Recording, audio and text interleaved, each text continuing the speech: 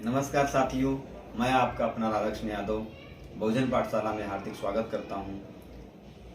आशा करता हूं आप सब सुखी होंगे और नव वर्ष की ढेरों शुभकामनाएं आपको प्रेषित करता हूं। साथियों, जब हम 2024 में प्रवेश कर रहे हैं तो आज हमारे लिए एक ऐसा दिन है कि शायद ही वो दोबारा हमें ऐसी घटना ना देखने को मिले, और ना ही मिले तो ज़्यादा अच्छा होगा। इस घटना ने हमें निर्भया की कांड की याद दिला दी है। घटना बनारस हिंदू विश्वविद्यालय से है, बीएचयू की घटना है, आईआईटी कैंपस की घटना है, जहां पर 2 महीने पहले एक बच्ची के साथ, एक हम जैसी युवती के साथ, एक होनहार छात्रा के साथ कुछ दरिंदों ने रेप जैसी घटना को घटित किया था। उस समय पूरे देश के छात्रों ने आक्रोश था और आक्रोश अपना प्रस्तुत किया था। और जब मैं बात कर रहा हूं, जब देश की प्रथम नागरिक, भारत का प्रथम नागरिक राष्ट्रपति महिला हो, मैं उस देश में रहने वाली बच्चियों की बात कर रहा हूं। मैं उस देश में रहने वाली बच्चियों की बात कर रहा हूं जिस देश में वंदे भारत चलाने वाली सुरेखा यादव। जब हम बात कर रहे हैं नारी बंधन अधिनियम की, जब हम बात कर रहे हैं महिलाओं के प्रतिनिधित्व की, तो हम उस बात को क्यों भूल जाएं कि आईआईटी बीएचयू में जो घटना घटी है उसको कहीं ना कहीं सरकार दबाने का प्रयास कर रही है। साथियों, उत्तर प्रदेश पुलिस का धन्यवाद देना पड़ेगा।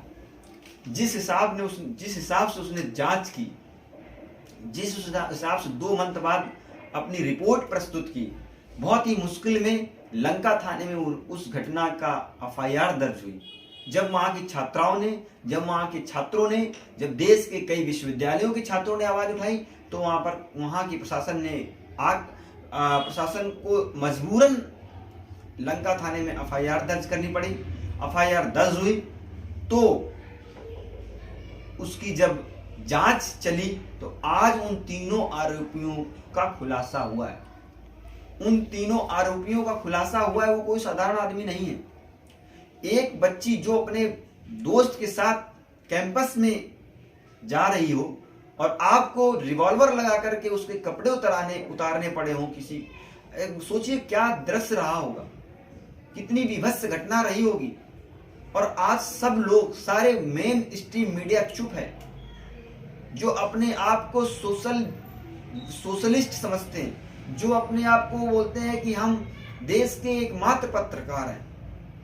ऐसे पत्रकार कुछ नहीं लिख रहे हैं, ना कुछ बोल रहे हैं, जिनका ईमान, मतलब ऐसे लोगों का अपना ईमान बेच दिया हो, जो बड़ी बड़ी वरिष्ठ पत्रकार हैं, जो महिला समाज से आती हैं, वो भी चुप हैं।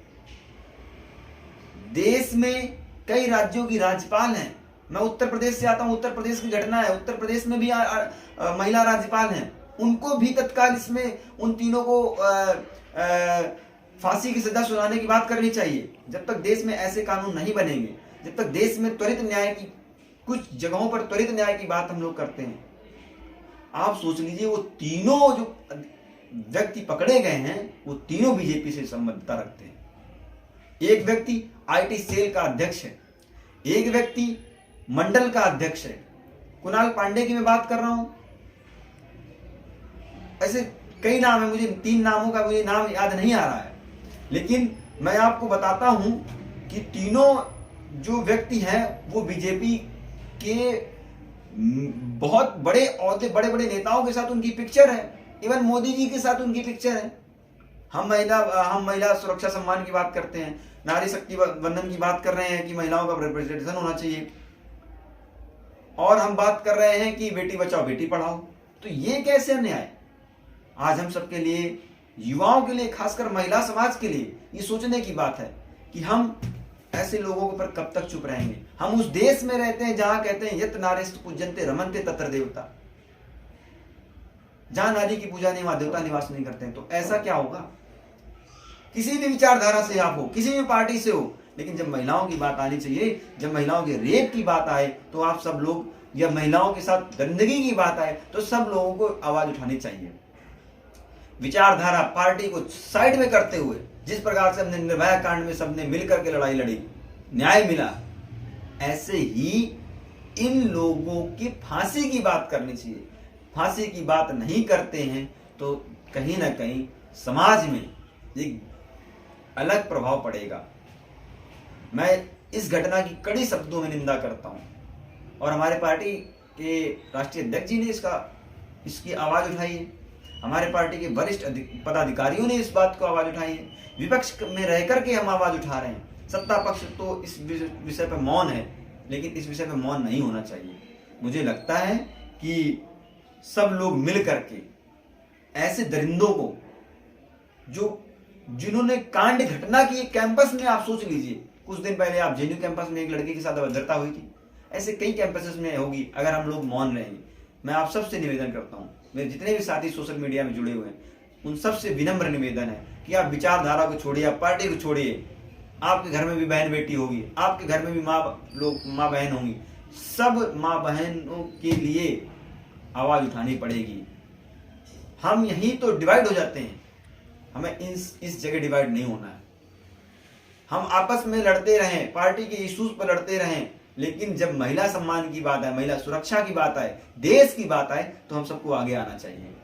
मैं आप सबसे निवेदन करता हूं कि इस बात को अपने सोशल मीडिया से, अपने लोगों से उस बच्ची के न्याय के लिए आवाज उठाएं और ऐसे दोषियों को कड़ी से कड़ी सजा दिलवाने के प्रयास करें। मैं अपनी वाणी को यहीं विराम कर देता हूं। जय भीम, जय मंडल, जय समाजवादी।